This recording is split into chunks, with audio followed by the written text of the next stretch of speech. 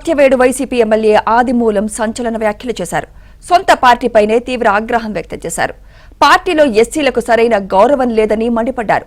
సత్యవేడు నియోజకవర్గ ఆత్మీయ సమావేశాన్ని మంత్రి పెద్దిరెడ్డి ఇంట్లో నిర్వహిస్తారా అని ఆగ్రహం వ్యక్తం చేశారు. ఎమ్మెల్యే టికెట్ రాకుండా కుట్ర చేసింది పెద్దిరెడ్డే అని ఎమ్మెల్యే ఆదిమూలం ఆరోపించారు.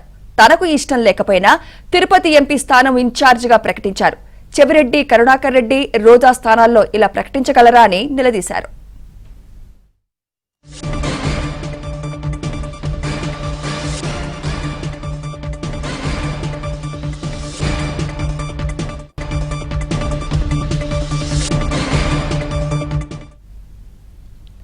సత్యవేడులో మంత్రి పెద్దిరెడ్డి అక్రమ ఇసుక తవ్వకాలకు పాల్పడుతున్నారని ఆరోపించిన ఆయన అక్రమాలన్నిటినీ తనపై నెట్టేసి నియోజకవర్గం నుంచి తనను తప్పించారని ఆవేదన వ్యక్తం చేశారు. 1989లో మోటార్ సైకిల్పై తిరిగిన పెద్దిరెడ్డి ఆస్తులు ఇప్పుడు ఎంత అని ప్రశ్నించారు. ఇటీవల సీఎం పిలిపించి అన్నా మీరు ఎంపీగా పోటీ చేయాలన్నారు.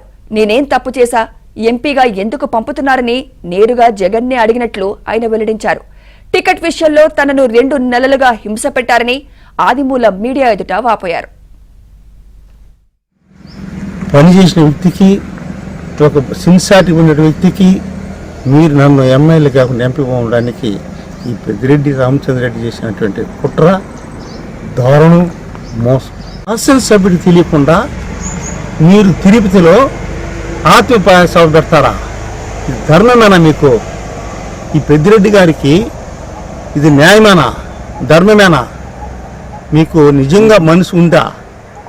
ఒక శాసనసభ, దళిత శాసనసభ్యుని, నేను చదువుకున్న వ్యక్తిని, సంస్కరణ ఉండే వ్యక్తిని, ప్రజాసేవ వచ్చిన వ్యక్తిని, ఉద్యమం నుంచి వచ్చిన వాడిని. పెద్దిరెడ్డి ఏంది, మిదురెడ్డి ఏంది, వీరి కనుసంగ నియోజకవర్గం రావడం దరిద్రమైన సంఘటన అండి. ఎమ్మెల్యే అంటే నీవు ఎంపీకి బాగున్నాడు. సాక్ష్యం ఇది మరువు కాదు. సాక్ష్యం ముఖ్యమంత్రి దగ్గర జరిగిన సంభాషణ, ఇది జగన్ దగ్గర సంభాషణ. సార్ నేను బిలాంగ్ టు ఎస్సీ సార్. నా సొంత ఊరు, సొంత మండలం, పుట్టిపెట్టిన ఊరు నారాయణ మండలం. నాకు బంధువర్గం ఉంది. ఇక్కడే కాదు, నగిరిలో ఉంది, గంగాధర్లో ఉంది, సత్యవాడలో ఉంది. అన్నీ ఆ తమిళనాడు బార్డరు అంతా తమిళియన్స్. నాకు ఒకసారి అవకాశం ఇవ్వండి సార్. మీరు నాకు గెలిచి నిలిచిపోయినంత చేయాలా? ప్రజాసేవ చేయడం తప్ప వేరే లేసారంటే నీవు ఎంపీ పోవచ్చింది అన్నాడు. సార్ నీ మనిషి సార్, నేను నన్ను ఎందుకు ఇబ్బంది పడతారంటే నీవు ఎంపీ అన్నాడు. సార్ ఎవరో నలుగురు రిపోర్ట్ ఇచ్చినట్టున్నారు సర్వేలండి. ఆ నలుగురే సార్ గ్రావులు తోలేది, ఆ నలుగురే సార్ మెటల్ తోలేది, ఆ నలుగురే సార్ ఇసుకు తోలేది, వాళ్ళు దొంగలు సార్ అని చెప్పి సాక్షాత్ ముఖ్యమంత్రి చెప్పాను తప్ప వేరే దగ్గర కాదు. కానీ 2 నెలలుగా నన్ను హింస పెట్టారు.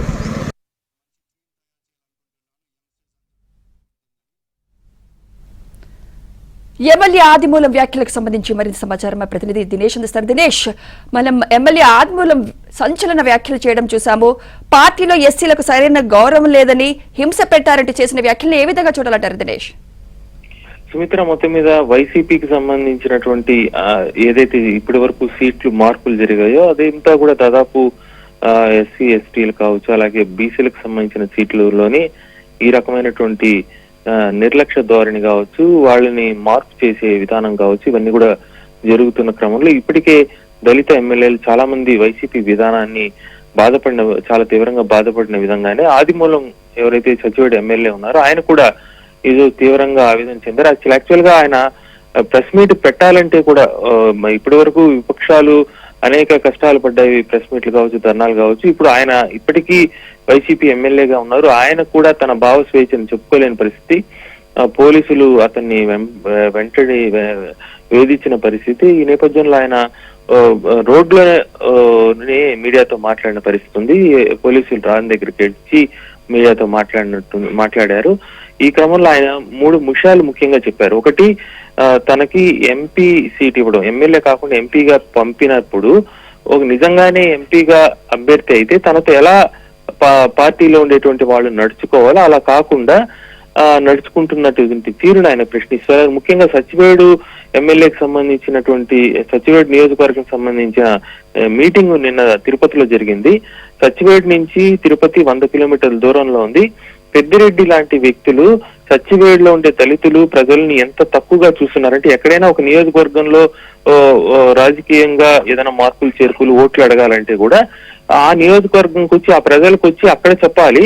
అలా కాకుండా పిలిపించుకుని 100 కిలోమీటర్లు బస్సులో ప్రయాణం చేయించి అక్కడికి తెచ్చి అక్కడ ఇలా చేయండి అని సచివుడి ప్రజలకి దళితులకి చెప్పడం అంటే ఎంత నిర్లక్ష్య ధోరణి. తనకొక్కడికే కాదు, టోటల్ స్వతంత్రం దేశానికి వచ్చిన దళితులకు కావచ్చు రాలేదు అనేటువంటి దానికి ఇది నిలువెత్తు నిరసన. ముఖ్యంగా వైసీపీలో ఇంత నిర్లక్ష్యం అంటే ఒక నియోజకవర్గం ప్రజల్ని తిరుపతికి ఇదే పద్ధతి నగిరిలో ఉండేటువంటి ప్రజల్ని పిలిపించి తిరుపతికి పిలిపించి చెప్పగలరా? తిరుపతిలో ఉండే వాళ్ళనే తిరుపతిలో పెద్దిరెడ్డి పిలిపించి ఈ విధంగా చెప్పగలరా అని కూడా ఆయన ప్రశ్నించడం జరిగింది. ఆత్మాభిమానానికి సంబంధించినటువంటి అంశాన్ని ఆయన చాలా గట్టిగా చెప్పడం కూడా జరిగింది.